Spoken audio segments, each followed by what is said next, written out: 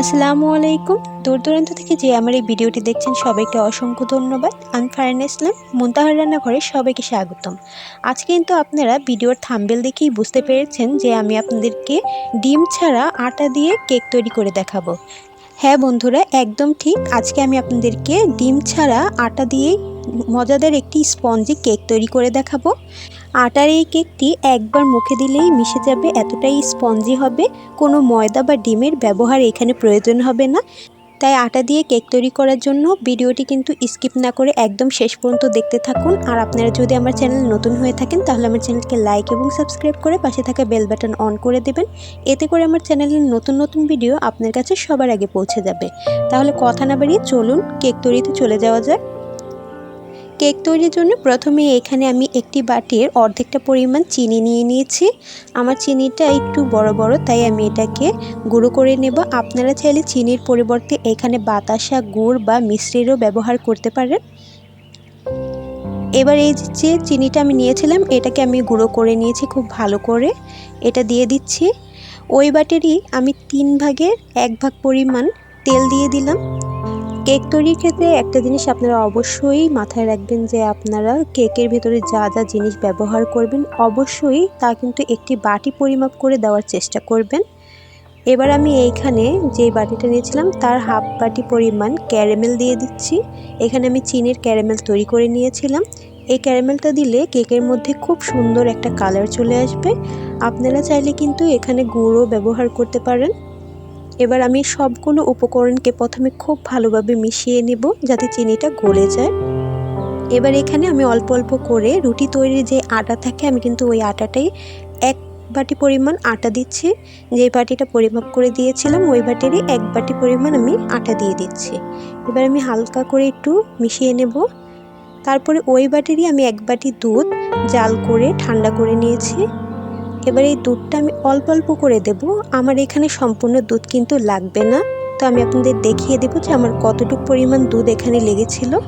তো অল্প অল্প করে এভাবে দুধ দিবেন আর এই মিশ্রণটাকে ভালো করে মিশিয়ে নিতে হবে। এই ব্যাটারটার মধ্যে কিন্তু কোনো প্রকার দলাভাব থাকা যাবে না। আপনারা চাইলে এই ব্যাটারটা কিন্তু হাত দিয়েও মিশিয়ে নিতে পারেন। যতটাই আপনার এই কেকের ব্যাটারটা ভালো তৈরি হবে ততটা আপনাদের কেক কিন্তু স্পঞ্জি হবে। অবশ্যই দলাভাব যাতে না থাকে এইভাবে এটা তৈরি করতে হবে। আর অল্প অল্প করে দুধ দিবেন যাতে করে এটা বেশি পাতলা না হয়ে যায়। তো আমি আপনাদের এর ঘনত্বটা দেখিয়ে দেব যে এটা কেমন আমি তৈরি করেছি।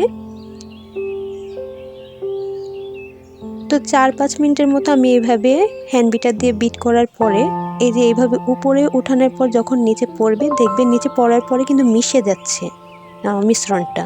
এইরকম পর্যায়ে এখানে আমি 4 চামচের 1 চামচ পরিমাণ বেকিং পাউডার দিলাম। আর ওই 4 চামচেরই 3 ভাগের 1 ভাগ আমি দিয়ে দেব বেকিং সোডা।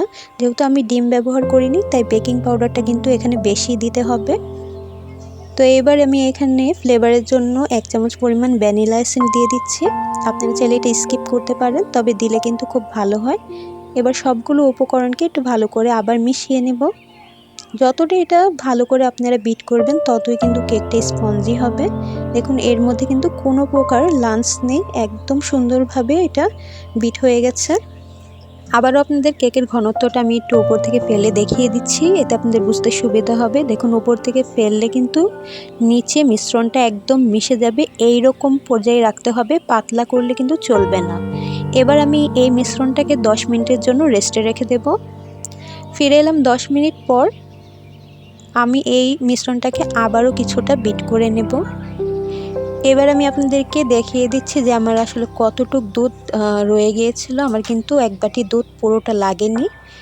এখানে আমার 3 ভাগের 2 ভাগ দুধ লেগেছে, 1 ভাগ কিন্তু রয়ে গেছে, মানে অর্ধেকেরও কম দুধ রয়ে গেছে। এবার এই মিশ্রণটাকে আমি এইরকম একটা পাত্র নিয়ে নিয়েছি। এই পাত্রের মধ্যে আমি 1 চামচ পরিমাণ তেল এখানে দিয়ে দেব। এই তেলটা দেওয়ার কারণে যখন আপনাদের কেকটা তৈরি হয়ে যাবে তখন দেখবেন খুব সুন্দরভাবে কিন্তু কেকটা উঠে আসছে। এবারে এখানে আমি এই পাত্রটার সমান করে একটি পেপার কেটে নিয়েছি। এই তেলটার উপরে আমি পেপারটা দিয়ে দেব। দেখবেন এইভাবে কিন্তু পেপারটা সুন্দর তেলটা অ্যাবজর্ব করে নেবে। অবশ্যই পেপারটা কিন্তু এইরকমভাবেই তৈরি করে নিতে হবে, তাহলে কেকটা সুন্দরভাবে উঠে আসবে। আমি একটু হাত দিয়ে ভালো করে চারপাশটা আটকে দিয়েছি। এবার এর উপরে আমি কেকের ব্যাটারটা ঢেলে দেব।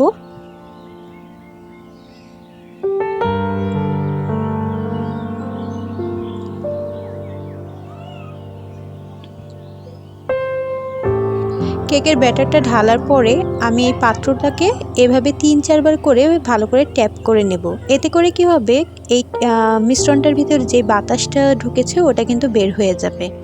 এবার আমি চুলার মধ্যে একটি পাত্রে অনেকটা পরিমাণ বালু গরম করে নিয়েছি।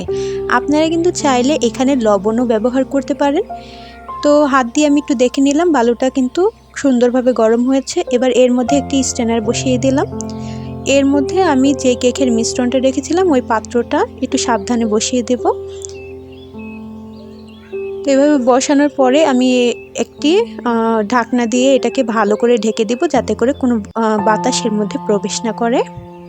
আর চুলার আঁচটি কিন্তু একদম লোতে রাখতে হবে, না হলে কেকটা কিন্তু পুড়ে যাওয়ার সম্ভাবনা থাকবে। 15 মিনিট পর আমি ফিরে এলাম। আমার কেকটা কিন্তু এখনও হয়নি, দেখতে পাচ্ছেন কিছুটা ফুলে উঠেছে।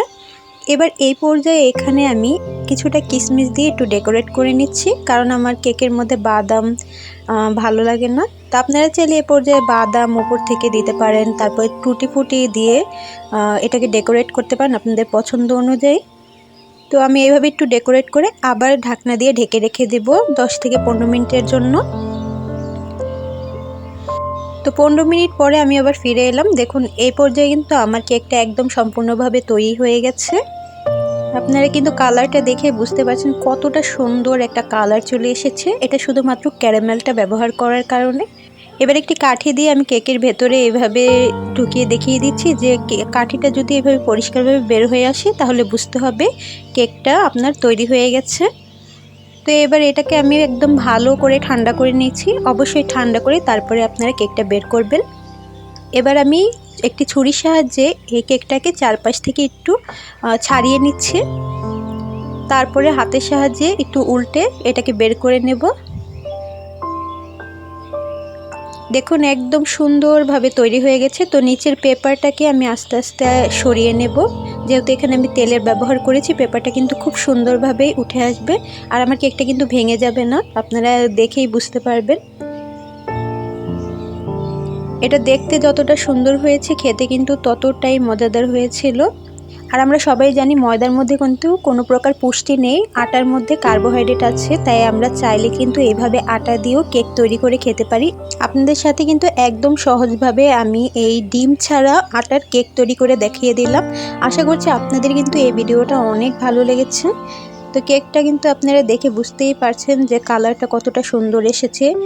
আপনারা যদি আমার ভিডিওটা শেষ পর্যন্ত দেখেন আর আমি যেই জিনিসের যতটুকু পরিমাপ বলেছি ঠিক অতটুকু করেই পরিমাপ নেন, তাহলে কিন্তু আপনাদের কেকটাও ঠিক এইরকম সুন্দর হবে এবং কালার হবে আর একদম স্পঞ্জি হবে। তো আমি একটু কেক কেটে আপনাদের দেখিয়ে দিচ্ছি যে আসলে ভেতরটা কেমন হয়েছে। তো আপনারা কিন্তু দেখতেই পাচ্ছেন যে আমার কেকটা কতটা সুন্দরভাবে ফুলে উঠেছে এবং স্পঞ্জিও হয়েছে। একদম ডিম ছাড়া যে এইভাবে স্পঞ্জি আটার কেক তৈরি করা যায় একদম বিশ্বাসই করা যায় না। তো আমার এই কেকের ভিডিওটি আপনাদের কাছে কেমন লেগেছে কমেন্ট করে কিন্তু অবশ্যই জানাবেন। আর আমার এই ভিডিওটি যদি আপনাদের কাছে ভালো লেগে থাকে তাহলে আমার চ্যানেলকে লাইক এবং সাবস্ক্রাইব করে পাশে থাকে বেল বাটন অন করে দেবেন। এতে করে আমার চ্যানেলের নতুন নতুন ভিডিও আপনার কাছে সবার আগে পৌঁছে যাবে। দেখা হবে অন্য কোনো ভিডিও নিয়ে। ততক্ষণ সবাই ভালো থাকবেন, সুস্থ থাকবেন। আল্লাহ হাফেজ।